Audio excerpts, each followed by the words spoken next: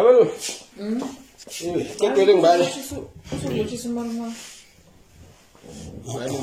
Asmani wakhe mina nginguyise omkhulu umsalo.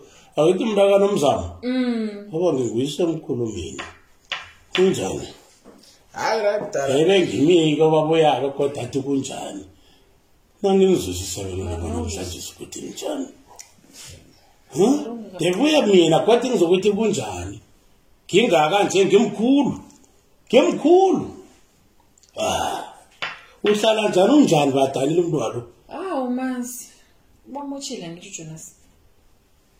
Yabonakala. Ukuthi urkepisi le. Yadurkepisi. Isigoriya.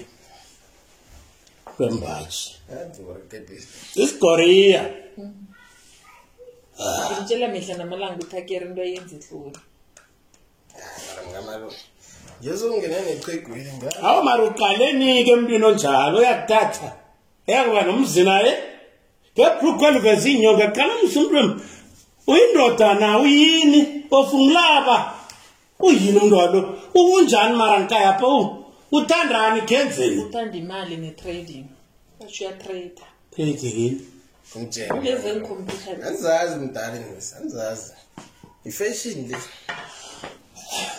Umsana bomvana yena ke ngalunga wena nje ukuthi iqiniso. Umsana abe mhlophe. Abe bomvana umsana. Angikhumbuli nomsana bomvana mntathu. Ezinto eziqaleke. Wona nami. Thina phela mdala sibe technology. Yabona Moses ya trade. Ya trade. Nina mkhuleni lusa manje thina vele. Ngikosihlaka ngiphile nje.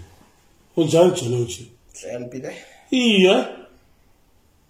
Ngesikhathaka. Ngatsho njalo. Hawu uyatsho. Umuntu nangahlakaniphi unjani? Ngatsho. Umzile msuthenga isikhatha.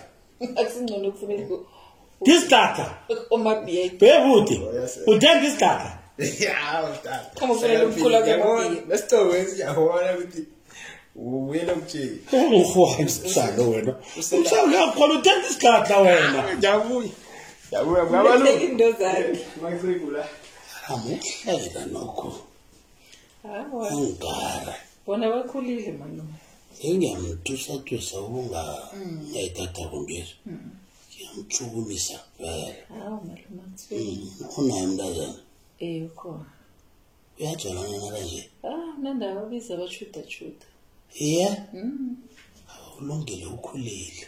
Akathola nodana sengidusa ukuthi angaba into ngilapha. Mara malume.